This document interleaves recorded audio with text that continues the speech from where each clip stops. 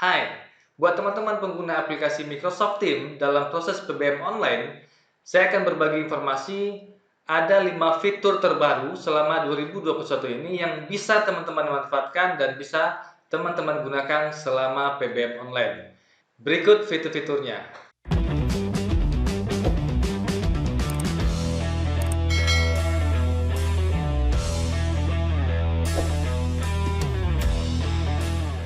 Yang pertama, menambahkan whiteboard ke channel. Baik Bapak Ibu, di sini kelas ya, kelas komputer. Misalnya di sini saya akan menambahkan whiteboard ya di salah satu channel, misalnya di KD sini, channel KD1. Saya akan menambahkan whiteboard. Cara menambahkannya, klik tanda plus di atas. Terus kita ketik whiteboard. Nah, ini kita tinggal pilih. Kita beri judul whiteboardnya, misalnya tentang jaringan. Kita klik save. Nah, ini jangan dihilangkan karena fungsinya ini akan memposting whiteboard ini ke channel KD1 pertemuan 1 ini. Kita save. Baik, di sini ada dua pilihan sewaktu kita buka whiteboard. Yang pertama, present whiteboard, only you can edit, atau yang kedua, kolaborasi. Jadi, jika kita ingin whiteboard ini siapapun bisa mengedit termasuk siswa, jadi kita bisa berkolaborasi dengan siswa, kita bisa coret-mencoret atau menjelaskan sesuatu di whiteboard ini. Nah, sedangkan siswa juga bisa melakukan edit atau menulis di whiteboard yang sama. Nah, untuk melihat settingan yang tadi bisa juga diklik di bagian sini di settingan. Nah, di sini ada pilihan other participant can edit. Jadi kalau kita nonaktifkan, maka whiteboard ini sepenuhnya hanya bisa di otak-atik oleh guru. Tapi kalau ini diaktifkan, ini bisa juga digunakan oleh seluruh siswa. Baik, saya contohkan. Ini adalah layar putih. Ini juga bisa di full screen dengan cara klik tanda ini. Oke, ini adalah full screen dari whiteboard. Misalkan seorang guru, jadi kita guru bisa memanfaatkan whiteboard ini untuk menjelaskan sesuatu kepada siswa. Misalkan di sini saya menggunakan pen, misalnya di sini saya tulis, misalnya bagi teman-teman yang matematika itu bisa sangat berguna sekali, yang eksak ya terutama. Nah, di sini saya juga bisa menulis. Nah, lebih baik teman-teman mungkin untuk lebih nyamannya bisa gunakan drawing pen ya untuk menulis ini, menulis seperti ini agar lebih rapi. Oke, uh, ini adalah tampilan di saya sebagai guru. Nah, saya akan bandingkan ketika siswa juga membuka file whiteboard seperti ini. Nah, bagaimana caranya? Saya akan login sebagai siswa di Google Chrome.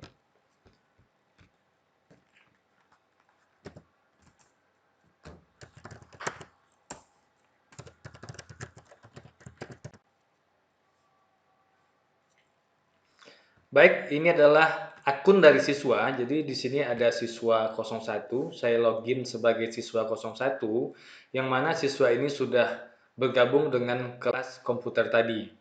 Nah, ini siswa 01. Tadi di kelas IPA.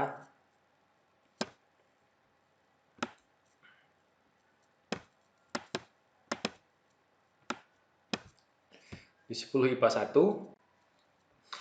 Nah, tadi kita telah membuat whiteboard di channel KD1. Nah, sebagai siswa juga akan muncul whiteboard yang sudah kita simpan tadi. Nah, ini adalah whiteboardnya ya, dengan nama jaringan. Jadi sebagai siswa di channel KD1 akan muncul icon ya, file berupa whiteboard. Jadi sebagai siswa tinggal klik gambar icon ini. Nah, ini juga akan muncul di siswa ya secara real time. Ini juga bisa di full screen. Nah, sebagai siswa ini adalah 2 tambah 2 yang diketik oleh guru tadi. Ini. Saya coba dibagi 2 layarnya.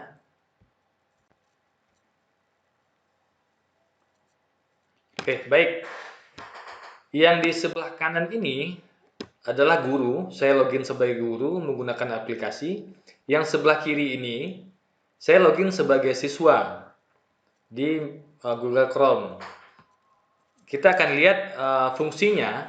Jadi di saat guru menulis, misalnya di sini saya menulis sebagai guru akar 4 ditambah bla bla bla. Mungkin guru matematika akan menjelaskan sesuatu di sini. Nah, itu bisa secara real time di siswa juga akan muncul. Nah, ini. Siswa pun kalau kita mengaktifkan kolaborasinya yang tadi settingan ini, kalau diaktifkan, jadi siswa juga bisa menulis di sini. Jadi hak akses dalam menggunakan whiteboard ini sama. Siswa bisa menulis, menghapus, zoom, dan lain-lain. Jadi saya coba contohkan siswa sekarang menulis. 2 tambah 2 berapa? Misalnya di sini saya akan jawab. Nah, harusnya di guru juga akan secara real time muncul. Nah, ini bisa digeser-geser. Nah, ini. Jadi bisa secara langsung sebagai guru menjelaskan menggunakan papan tulis ibaratnya di dalam sebuah kelas. Oke, apalagi fitur yang lain? Fitur yang kedua di sini di whiteboard kita hapus dulu. Ya. Kita hapus semuanya. Oke, di guru juga terhapus. Di sini ada add note ya, tambahkan catatan. Misalnya kita ingin siswa menjawab secara teori misalnya. Saya tambahkan catatan di sini. Oke, ada. Nah, di siswa juga akan otomatis muncul catatan-catatan yang sudah saya tambahkan sebagai guru. Nah, misalnya ini. Misalnya di sini saya akan mengetik jelaskan pengertian jaringan. Nah, di siswa juga akan muncul kalimat yang sama yang saya tulis ini. Nah, di sini kelihatan foto profil gurunya, berarti gurunya sedang mengetik. Begitu juga sebaliknya nanti, jika ada siswa yang mengetik di sini, maka di guru juga akan muncul foto siswa atau profil siswa atau nama dari siswa yang sedang mengetik di sini. Nah, jadi kita sebagai guru bisa memanfaatkan fitur ini, whiteboard ini, untuk secara real time berkolaborasi dengan siswa secara langsung. Nah, misalnya saya kasih pertanyaan dalam bentuk note ini, catatan ini, dan misalkan sebagai siswa akan menjawab misalnya. Nah, saya sebagai siswa 01 akan menjawab ini. Nah, misalnya jaringan adalah, nah di sini akan muncul alias profil ya. SO ini adalah alias nama profil dari yang sedang mengetik. Jadi SO ini adalah siswa 01. Nah, ini dia. Nama profil dari siswa 01 yang saya gunakan. Nah, di sini artinya kalau SO muncul seperti ini berarti SO sedang mengetik di sini. Jadi kita bisa melihat langsung jawaban dari anak. Nah, itulah salah satu manfaat dari whiteboard. Kita bisa berkolaborasi dengan siswa secara real time menggunakan whiteboard yang sama. Yang kedua, menambahkan channel kalender. Nah, teman-teman misalnya masih di kelas yang sama di komputer ini, di menu general, saya akan menambahkan channel kalender.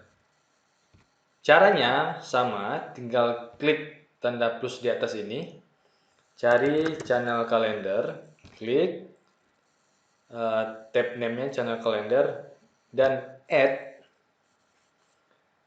Maka channel kalender akan muncul di channel general ini. Nah, di sini kita bisa tambahkan Vicon atau meeting yang akan kita rencanakan bisa dibuat untuk beberapa minggu ke depan, setiap minggunya atau per harinya atau per bulan.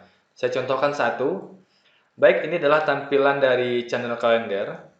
Di menu sini ada add new event dan week. Ini bisa diganti. Week artinya per minggu, ya. Setiap minggunya akan dilakukan misalnya meeting, maka pilihlah week. Nah, contoh di kelas IPA ini, 10 IPA 1 komputer ini, saya akan mengajar di kelas ini setiap minggunya, misalkan hari hari Jumat. Misalnya setiap hari Jumat atau hari Kamis, setiap Kamis saya akan melakukan meeting di kelas ini. Maka saya pilih week dan add new event. Misalnya di sini isi seperti biasa keterangan dari meeting. Bisa saya buat tentang komputer. Nah, di sini mulai meeting jam berapa? Silahkan disesuaikan. Nah, di sini yang penting kalau teman-teman ingin setiap minggunya melakukan meeting di kelas ini di jadwal yang sama, tinggal kita pilih yang weekly. Berarti setiap minggu kelas ini akan meeting di hari dan jam yang sudah kita setting ini. Tinggal kita send. Nah, di sini akan muncul settingan dari meeting yang sudah kita buat tadi. Nah, kalau dilihat sekarang ini tanggal 11 ada meeting karena kita sudah buat per minggu tadi. Jadi kalau teman-teman next minggu depan, kita klik ini untuk melihat minggu berikutnya. Jadi tampilan week ini tadi gunanya untuk menampilkan data per minggu di sini. Jadi sewaktu kita next akan memunculkan data minggu berikutnya. Oke, saya ulangi. Di sini tanggal 11 hari ini ada meeting yang sudah kita buat, kita jadwalkan. Karena kita setting tadi per minggu, setiap minggu ada meeting. Jadi sewaktu kita next ke minggu berikutnya, artinya tanggal 14 sampai 20, di sini juga otomatis akan ada settingan atau jadwal meeting yang sudah kita buat tadi. Begitu seterusnya sampai minggu depan dan minggu-minggu berikutnya. Jadi setiap siswa dan kita juga sebagai guru tidak perlu repot-repot lagi membagikan link. Siswa tinggal buka channel general ini. Jadi sewaktu siswa klik channel general, di sini sudah terposting channel kalender, siswa tinggal klik. Nah, mereka bisa klik ini dan bisa langsung join. Nah, begitu juga kita sebagai guru. Fitur yang ketiga yaitu di saat kita meeting, background ini kita bisa ganti-ganti background dari layar meeting, yaitu dengan cara mengklik titik 3 ini, terus kita pilih mode together mode, dan di sini background yang disediakan oleh Microsoft Teams juga bervariasi dengan cara klik change scene ini.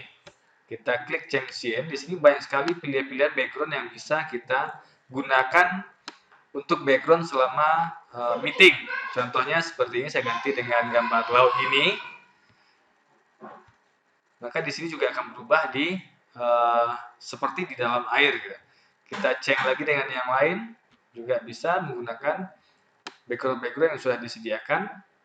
Misalnya saya ganti dengan misalnya seperti di gedung seperti ini. Kita apply, nah, maka juga akan terganti seperti ini. Satu lagi saya contohkan terakhir, misal seperti ini. Kita apply kembali.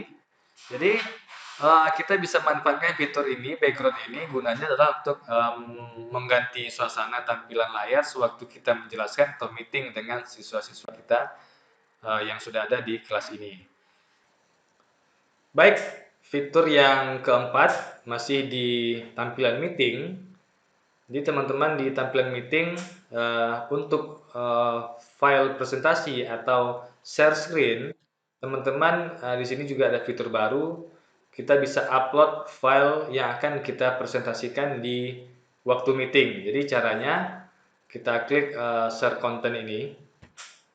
Jadi di saat meeting misalnya, nah biasanya kan kita pilih di sini konten-konten apa yang akan kita presentasikan ke siswa. Nah, sekarang di sini ada menu baru browsing, browse. Kita klik browse ini.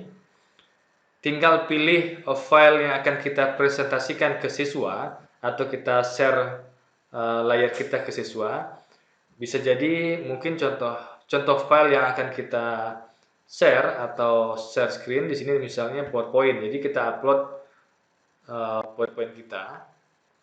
Nah, di sini saya akan upload satu file PowerPoint yaitu slide email ini. Kita open. Maka otomatis akan muncul tampilan file slide email atau PowerPoint yang kita sedang upload itu sedang loading, ya. Kalau sudah selesai akan terbuka otomatis di tengah-tengah layar ini.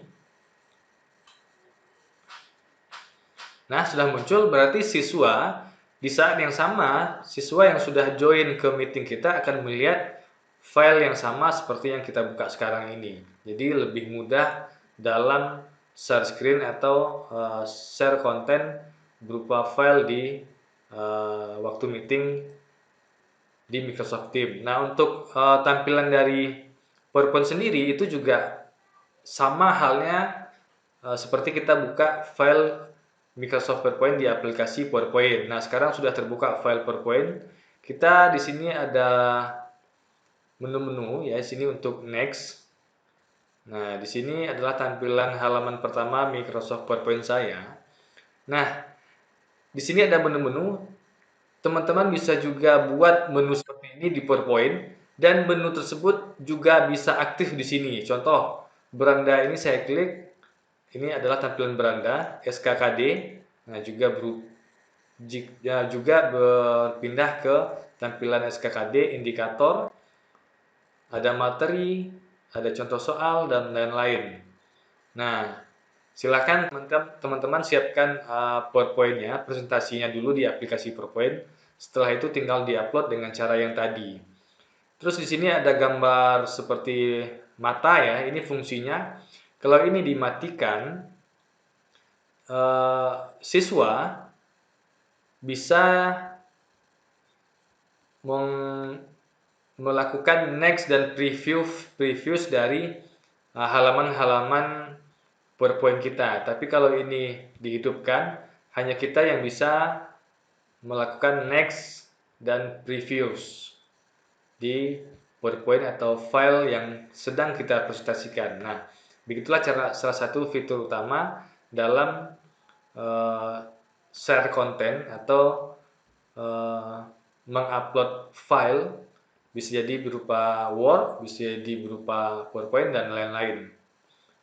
Oke, dan yang terakhir, fitur yang terbaru di Microsoft Teams masih di tampilan meeting. Di sini kita bisa mematikan fitur chat. Nah, misalnya bagi kita dalam melakukan presentasi, kita ingin siswa ini fokus melihat tampilan layar kita. Kadang-kadang sebagian siswa, kita sedang menjelaskan, mereka bisa sibuk chat ya, chatting, conversation ini mereka bisa chatting sesama dia di sini, sibuk chat terus gitu. Jadi untuk mematikan fitur chat selama kita sedang menjelaskan, itu caranya tinggal klik more action ini, meeting option. Terus di sini akan ada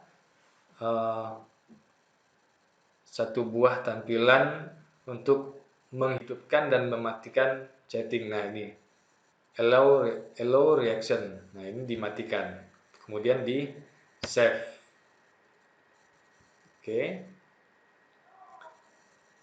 Jadi setelah itu diaktifkan, siswa tidak akan lagi untuk melakukan chatting. Nah, jika kita ingin diskusi lagi melalui chatting, silakan kita allow reaction-nya ini dihidupkan kembali dan di save. Oke, jika sudah selesai presentasi yang tadi, kita bisa stop presentasi. Nah, demikianlah teman-teman 5 fitur yang bisa saya jelaskan, yang saya rasa itu sangat berguna bagi kita sebagai tenaga pendidik dalam meningkatkan kualitas proses pendidikan kita dengan siswa. Mudah-mudahan bermanfaat.